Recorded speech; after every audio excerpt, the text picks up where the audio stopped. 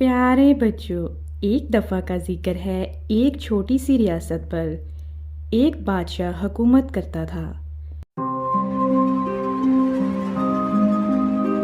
اسے شکار کھیلنے کا بہت شوق تھا۔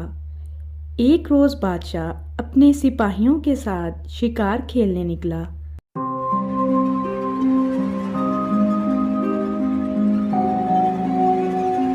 راستے میں بادشاہ کو ایک آدمی نظر آیا جو لکڑیاں کاٹ رہا تھا۔ قریب ہی ایک گدھا بندھا ہوا تھا اور ایک جھونپڑی بھی نظر آ رہی تھی۔ بادشاہ جھونپڑی کو دیکھ کر بہت حیران ہوا کیونکہ جھونپڑی بہت چھوٹی تھی۔ اس میں مشکل سے 2 یا 3 آدمی رہ سکتے تھے۔ بادشاہ کچھ دور تک گیا تو اچانک تیز آندھی اور طوفان شروع ہو گیا۔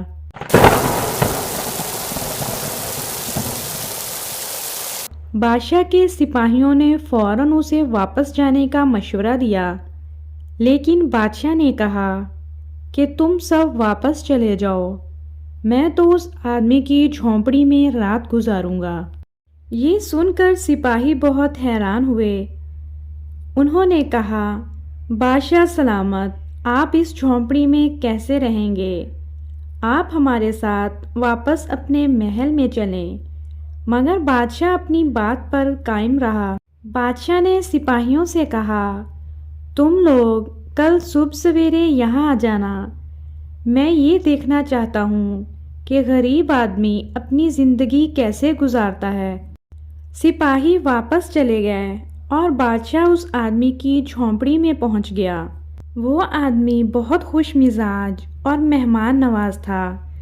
اس نے بادشاہ کا بھرپور استقبال کیا اور ان کے لیے دودھ گرم کرنے کے لیے چولہے پر رکھ دیا۔ بادشاہ نے اس آدمی سے پوچھا، آخر تم اس جھونپڑی میں کس طرح رہ لیتے ہو؟ تم شہر میں کیوں نہیں چلے جاتے؟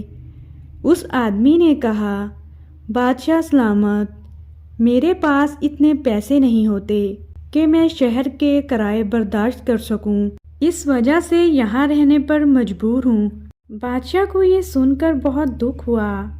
بادشاہ نے فوراً اسے کہا کہ تم میرے ساتھ محل میں رہو گے، محل کا ایک کمرہ میں تمہیں دوں گا اور شاہی خزانے سے اس کے لیے ماہانہ وظیفہ بھی جاری کر دیا۔ صبح ہوتے ہی بارش رک گئی اور بادشاہ کے سپاہی بھی بادشاہ کو لینے کے لیے اس آدمی کی جھونپڑی میں پہنچ گئے۔ بادشاہ اس آدمی کو بھی لے کر اپنے محل پہنچ گیا۔